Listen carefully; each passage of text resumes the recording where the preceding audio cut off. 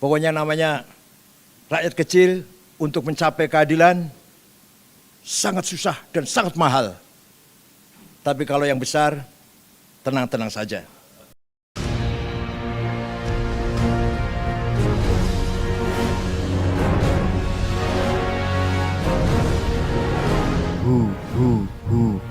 Allah. Untuk sekarang, yang kita hadapi situasi global sangat-sangat tidak menguntungkan bagi umat Islam. Perang Ukraina dan Rusia yang sekarang belum selesai, entah kapan selesainya, bagi Yahudi menguntungkan, bagi Israel menguntungkan, bagi broker-broker senjata menguntungkan. Tapi bagi umat Islam dampaknya luar biasa. Akan menimbulkan ittirobat siyasiyah, ijtimaiyah, iktisadiyah. Akan menimbulkan gejolak politik, ekonomi, dan sosial. Jelas pemimpin negara Islam tidak berdaya sekarang ini. Tidak ada pemimpin negara Islam yang berwibawa, yang mampu berperan, memerankan dirinya dalam menyikapi perang Ukraina dan Rusia. Mohon maaf, dulu ada pemimpin Islam yang berwibawa, Raja Faisal,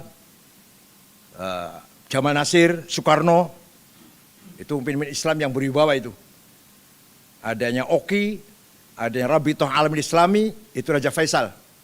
Adanya organisasi konferensi Islam, itu wadahnya politik, kepala-kepala negara. Dan ada wadahnya ulama-ulama Rabithah Alamil Islami, itu Raja Faisal. Ada Liga Arab dulu, ya sekarang masih ada, tapi la haula wala quwata, wujuduhum ka'adamihim. Perang Ukraina-Rusia yang sangat merugikan dunia ini, tidak ada pemimpin negara Islam yang mengambil manfaat atau mengambil peran lah, bukan mengambil peran. Peran apalah? Peran politik, peran ekonomi, nggak ada. Alhamdulillah sih Presiden Jokowi sudah melancong ke sana, mencobalah ke Ukraina, ke Rusia, hasilnya masih belum kita rasakan. Yang jelas dampak dari perang ini, BBM naik, gandum naik, semua nanti tepung-tepung dari gandum akan naik semuanya. Iya, Indomie, Supermie, semua akan naik semua. Ya kalau orang kaya nggak apa-apa, yang orang kecil itu, yang orang miskin itu. Nah, gangguan-gangguan dan hambatan ini semakin kompleks, dibarengi dengan kenaikan minyak goreng, kenaikan harga-harga pangan, kenaikan pajak Pak Nur Wahid. Luar biasa, pajak ini berlipat ini naiknya. Semua naik, memasuki tahun politik, semua fokusnya pada tahun 24 semua, nggak ada yang mikirin masyarakat miskin, nggak ada sudah. Semua lagi mikirin tahun 24 semua. Siapa presiden, siapa wakil presiden, yang di daerah siapa gubernur, siapa wakil gubernur, siapa bupati, wakil bupati, itu semua. Berapa kursi partai ini, berapa kursi partai ini. Sangat-sangat berbahaya dari perspektif bangsa, perspektif kerakyatan, kebangsaan. Di sini peranan lembaga Persatuan Ormas Islam harus memainkan peran dalam menyelamatkan bangsa ini. Dengan syarat tetap kita tidak bermain politik. Tidak berpolitik partis maksudnya, kalau politik kebangsaan ya.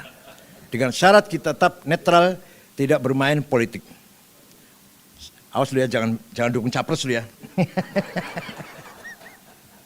Kalau kita ingin bermanfaat lebih besar. Tidak lama lagi, kalau prediksi ini benar, akan terjadi krisis yang luar biasa. Kalau sudah alladzi at'amahum min ju', terjadi kelaparan, krisis pangan, maka pasti wa amanahum min khauf akan terganggu. Antara stabilitas pangan, ketahanan pangan dengan stabilitas politik, ekonomi, keamanan akan sangat kait-mengkait. Oleh karena itu Allah juga memperingatkan kita, alladzi at'amahum min ju' wa amanahum min khauf. Perut dulu kenyang, baru aman nanti. Perut lapar, jangan harap kita akan tenang. Ini beras panen jadi tapi harga mahal. Kadang-kadang ada hal-hal yang tidak mudeng saya. Nomor 1 penanam sawit di dunia, tapi minyak goreng mahal. Bukan hanya mahal, langka lagi, hilang lagi kemarin itu. Itu yang hilang bukan minyak goreng sebenarnya. Apa yang hilang? Sifat sidik, sifat jujur yang hilang. Dengan adanya tidak adanya sidik, maka hilanglah minyak goreng.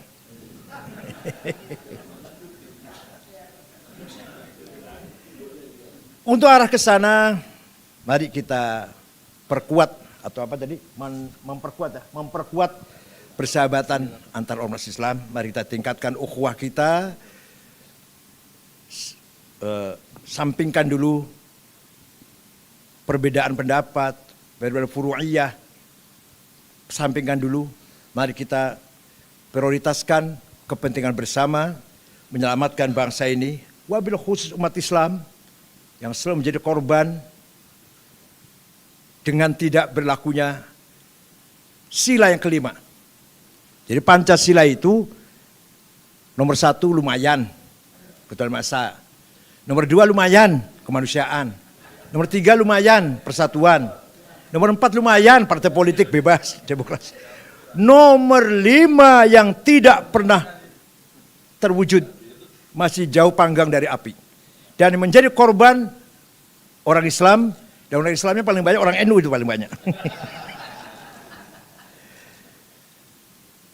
Keadilan sosial di sini sesuai dengan pasal 33 Undang-Undang Dasar 45, keadilan yang proporsional. Keadilan yang apa? Yang betul-betul adil. Yang sama sekali jauh dari panggang dari api. Yang benar bisa jadi salah, yang salah bisa jadi benar. Hukum katanya apa? Tajam ke bawah, tumpul ke atas. Pokoknya namanya rakyat kecil untuk mencapai keadilan sangat susah dan sangat mahal. Tapi kalau yang besar, tenang-tenang saja. Solar langka.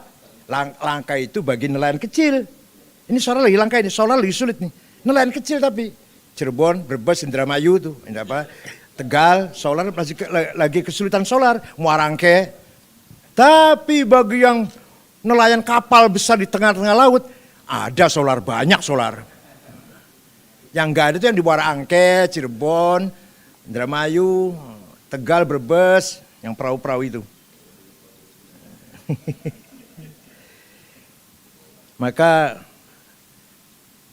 dengan semangat silaturahim ini yang kita kembangkan menjadi silatul fikr, kita tingkatkan menjadi silatul kasbi wal ikhtiar, dan puncaknya adalah silatul ruh, komunikasi spiritual. Mari kita bangun, perkuat semuanya ini demi menghadapi ancaman tantangan yang sangat luar biasa. Belum lagi bicara apa? Apa yang diprediksi oleh Samuel Huntington, perang peradaban. Kita sedang dalam keadaan posisi kalah. Apa itu kan perang peradaban? Perang budaya itu. Saya aja sering mencari berita kan, dari Detik atau Kazon atau dari apa. Ya beritanya bagus, berita Sambo lah. Ya betul, nggak berita apa saja lah. Tapi di tengah-tengah berita itu coba iklannya. Jorok. Porno iklannya. Ya kalau saya nggak apa-apa, kalau anak kecil. Beritanya nggak apa-apa, berita atau apa, bagus. Tapi di antara berita kan ya, iklan-iklan yang jorok. Yang porno. Yang nggak pantas dilihat. Malu melihatnya. Kita ini dalam keadaan kalah. Ini benar apa kata Samuel Huntington. Akan terjadi class civilization, sira'at bainal hadarah. Kita dalam keadaan kalah. Mau nggak mau kita akui itu. Jadi sudah kalah di bidang moneter, kalah di bidang ekonomi, Kalau di bidang politik, kalau di bidang senjata, kalau di bidang teknologi, wah kalah semua lah kita ini. Satu, bisa kita selamatkan, budaya kita. Akhlak kita mari kita pertahankan. Modal satu-satunya itu. Dengan apa itu semuanya? Dengan ruhul Islam. Kita selamatkan bangsa ini, kita perkuat ukhuwah ini dengan semangat Islam. Tapi yang benar-benar Islam yang membawa rahmat, Islam membawa perdamaian, Islam membawa kemajuan peradaban. Laisal Islam aqidah wa syariah faqat wa innamal insan dinul ilmi wa thaqafah, dinul adab wal hadarah, dinul tamaddun wal insaniyah. Nabi Muhammad telah mencoba dan berhasil 15 abad yang lalu mendirikan masyarakat Madinah, mutamaddin, madaniyin. Masyarakat yang modern, yang berdasarkan, didirikan di atas dasar konstitusi kesamaan visi dan misi. Bukan konstitusi agama, bukan konstitusi suku atau etnik, tapi kesamaan visi dan misi. Bismillahirrahmanirrahim. Hadza kitab Muhammad al-muslimuna min Quraisy wal muslimuna min Yathrib wal yahud wa man tabi'ahum wa lahiqa bihim wa jahada ma'hum innahum ummatun wahidatun min dunin nas. Nabi Muhammad menetapkan bahwa telah berdiri sebuah umat. Apa isinya umat itu? Muslim pendatang muhajirin, Muslim pribumi Ansor, dan Yahudi. Jadi waktu itu Nabi Muhammad mencoba membangun sebuah umat yang bineka, yang majmuk, yang plural. Sistem yang berjalan di Madinah ketika itu adalah muatonah, citizenship, civilized. Itulah Darussalam. Nah, ruhul Islam yang sebenarnya, kalau kita kaji betul-betul, kalau kita pahami betul-betul, tidak mungkin akan terjadi kehancuran di dunia ini. Walawit taba'al haqqu awahum lafasadatis samawati wal ardu wa man fihin. Kenapa carut marut terjadi di dunia ini, di dunia Islam terutama? Karena kebenaran dikalahkan oleh kepentingan. Itu aja. Kenapa perang saudara sudah 30 tahun? Afghanistan, Irak, Suriah, Somal, Libya, menyusul Yaman. Kenapa itu terjadi? Walawit taba'al haqqu ahwahum lafasadatis samawati wal ardu wa man fihin. Karena ego, kepentingan, hawa nafsu, ketamakan, kerakusan mengalahkan kebenaran. Itu aja kuncinya tuh. Dan jangan harap 50 tahun yang akan datang masyarakat Islam di Timur Tengah akan kembali kuat, akan kembali menjadi kebanggaan kita semua. Jangan harap 50 tahun lagi selesai. Masih panjang ini, masih panjang. Irak belum selesai, Suriah entah kapan selesai, Yaman kapan berhenti, Libya entah kapan lagi, sampai kapan. Somali buat berantakan, Afghanistan gak karu-karuan. Jangan harap thaqafah, hadarah, kemajuan, tamaddun akan datang dari Timur Tengah. Insya Allah hadarah, thaqafah, tamaddun datang dari Indonesia, insya Allah. Maka Indonesia akan menjadi qiblatul thaqafah wal hadarah Islamiyah. Bukan kiblat sholat dulu ya, bukan kiblat sholat, jangan salah paham.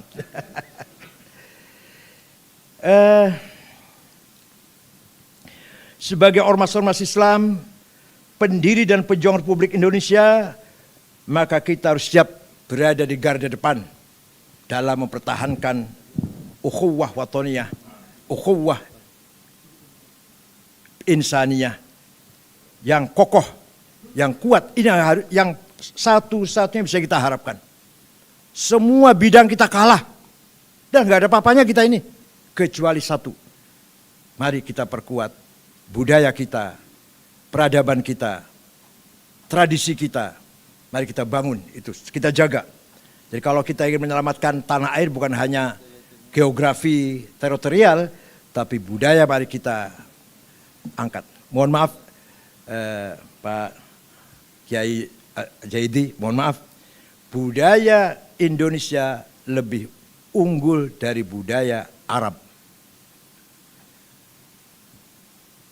Contoh kecil aja ya. Lewat di depan orang sholat. Kalau kita akan risih. Ada orang sholat, kita lewat depannya, kita akan risih. Alergi hati itu nggak nyampe itu loh. Nggak tega hati itu lewat di depan orang sholat. Di sana biasa tuh. Biasa tuh. Lagi sujud dilangkahi juga biasa itu. Memberikan sesuatu dengan tangan kiri. Saya waktu jadi ketua umum PBNU, kalau ada tamu dari Timur Tengah ngasih kartu nama tangan kiri. Biasa tuh. Betapa gak pantas kalau di kita ini. Memberikan sesuatu pada tamu dengan tangan kiri atau pada orang sesama pada orang yang kita hormati dengan tangan kiri. Pegang kepala orang tua, anak kecil, biasa di sana. Bukan artinya enggak, tidak dianggap jelek. Di kita betapa jeleknya itu. Anak pegang kepala orang tua. Banyak sekali lah. Artinya bukan kita menjelekkan mereka, tidak. Itu hal yang tidak pantas, yang tidak kita lakukan di sini. Maka budaya kita jauh lebih unggul daripada mereka. Pengajian di mana-mana, Maulid Nabi di masjid ini, Maulid Nabi di kelurahan ini, nggak ada di Timur Tengah itu. Iya nggak ada itu. Pasti ustaznya lakuin kalau bulan Maulid, bulan Rajab, pasti lakuin ceramah kemana-mana. Diundang ke sini ceramah di masjid atau di munasabat pernikahan, syukuran, nggak ada di Arab. Itu harus kita pertahankan.